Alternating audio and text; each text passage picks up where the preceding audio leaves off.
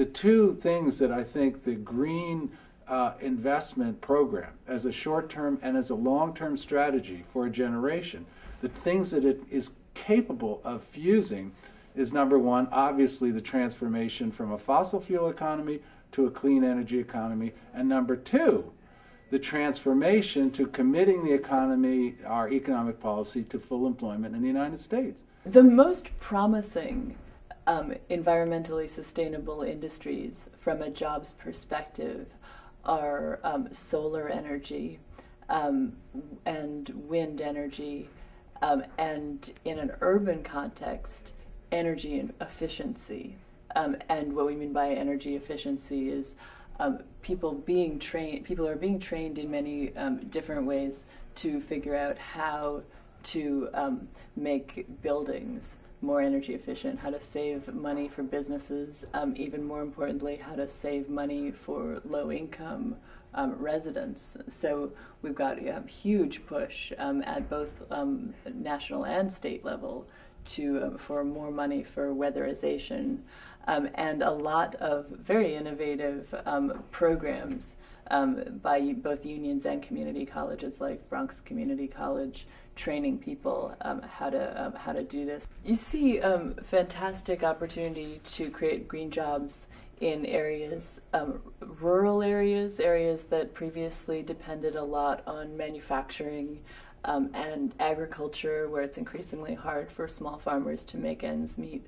I visited the Plattsburgh area near the Canadian border of upstate New York, and they've got some really interesting green development going on. The landscape, if you drive along the Canadian border there, is just illuminated by windmills. You know, because it is one of the windiest places in the country.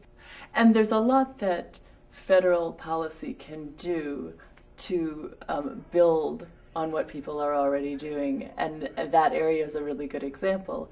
So it's really windy, it's a great place to put windmills, but the grid is overtaxed. They cannot put any more windmills in there because we simply couldn't get the energy to other places to make electricity. It's very important that we understand that I say a green transformation, the transformation from a fossil fuel economy to a green economy, doesn't just create so-called green jobs. I myself am uncomfortable with the term green jobs because to me it suggests something too narrow, that there's a sector out there that's a green sector that's separate from the rest of the economy, and moreover in that particular sector it's really about, you know, research specialists and people that are transforming algae into diesel fuel and things like that. Now there is going to be some of that, but the overwhelming majority of employment creation is going to be in everyday jobs. It's going to be jobs for a lot of jobs in the construction industry because a lot of the work is going to be about retrofitting buildings, about recreating a public transportation, about making our energy grid capable of absorbing renewable energy. It's about building renewable energy plants. It's about building solar panels. And installing them. That's the work for roofers, that's the work for electricians. So the green economy is going to create jobs across the board. That these jobs should be union jobs, that these jobs should be secure jobs that pay a living wage.